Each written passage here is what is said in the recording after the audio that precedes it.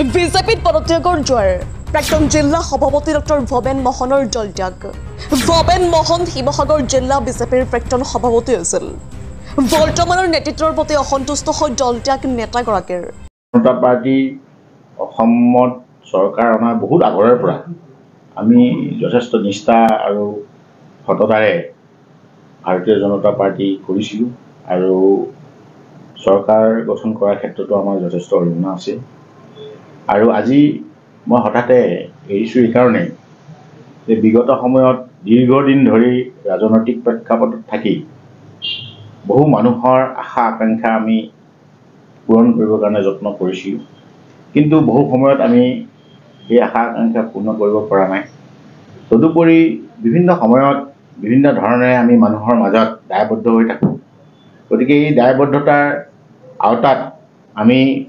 ভাৰতীয় জনতা পাৰ্টি থাকি যিখিনি কৰিব লাগিছিলে বা কৰিবৰ কাৰণে আমি যত্ন কৰিছিলোঁ সেইখিনি কৰি দিব পৰা নাই বাবেই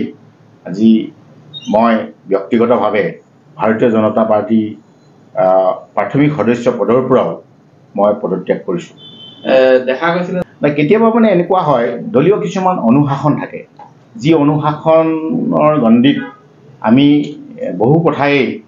নেতৃত্ব আগভাগ লৈ কাম কৰাৰ ক্ষেত্ৰত অসুবিধা থাকে যেতিয়া আমাক দায়িত্ব অৰ্পণ কৰা নাই সেইবাবেই আমি নিৰ্বাচনত অলপমান আঁতৰি আছোঁ পদত্যাগৰ কাৰণো তেনে হ'ব পাৰে তেনেকুৱাও ঠিক নহয় একেষাৰে ক'বলৈ গ'লে কিন্তু বহু কথাত আমি অসন্তুষ্টি হৈছোঁ আৰু নিজৰো কিছুমান দায়িত্ব আছে যিখিনি আমি সামাজিকভাৱে সমাজৰ সমস্যাখিনি আমি তুলি ধৰি চৰকাৰৰ অন্দৰমহলত গৈ আমি সমাধানৰ যিটো প্ৰক্ৰিয়া কৰিব লাগিছিল সেই কৰিব পৰা নাই বাবেই আজি ভাৰতীয় জনতা পাৰ্টিৰ পৰা আমি পদত্যাগ কৰিছোঁ তেনেকুৱা বিকল্প চিন্তাধাৰা আমি একো কৰা নাই তেওঁলোকে মাজে মাজে অসন্তুষ্টি প্ৰকাশ কৰা আমিও দেখিছোঁ আৰু সময় সাপেক্ষে মানুহৰ খং ক্ষোভ থাকে গতিকে সেইখিনিয়ে বিষয়বস্তু হিচাপে তেওঁলোকে অভিব্যক্তি প্ৰকাশ কৰিছে বুলি মই ধাৰণা কৰিছোঁ আৰু সেইটো তেওঁলোকৰ নিজস্ব কথা কিন্তু মই যিহেতু যি ধৰণে সমাজৰ লগত জড়িত হৈ আছোঁ সমাজখনক যি ধৰণে মই সমস্যা সমাধানৰ গুৰি ধৰি মই আগবঢ়াই লৈ যোৱাৰ যিটো মোৰ পৰিকল্পনা আছিলে সেইখিনিত মই বহু ক্ষেত্ৰত আগবাঢ়িব পৰা নাই গতিকে সেইকাৰণে মই বিজেপি এৰিছোঁ আপোনাৰ মই ভবা নাই কাৰণ প্ৰত্যেকজন ব্যক্তিৰ একোটা সীমাবদ্ধতা থাকে যে প্ৰত্যেকজন দলীয় কাৰ্যকৰ্তা বা বিষয়ববীয়া একোটা সীমাবদ্ধতা থাকে আছেও গতিকে সেই সীমাবদ্ধতা গণ্ডিত তেওঁলোকে কাম কৰিছে আৰু যথেষ্ট ধৰণে কাম কৰিছে প্ৰত্যেকৰে সমানে সমানে